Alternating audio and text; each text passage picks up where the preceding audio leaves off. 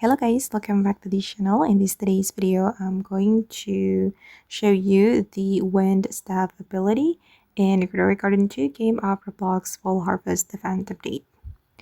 Okay, finally the Fall Harvest Event Update has been released in Grow Garden 2 game of Roblox, and the wind staff is one of the items from this update.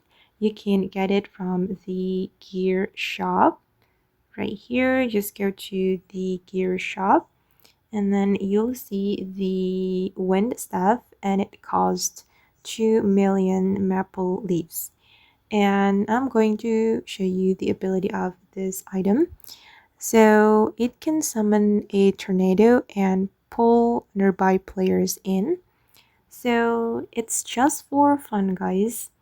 If you don't have a lot of maple leaves, I don't recommend you to purchase this item, but if you have more maple leaves and you want to do it for fun, just go ahead, buy the item.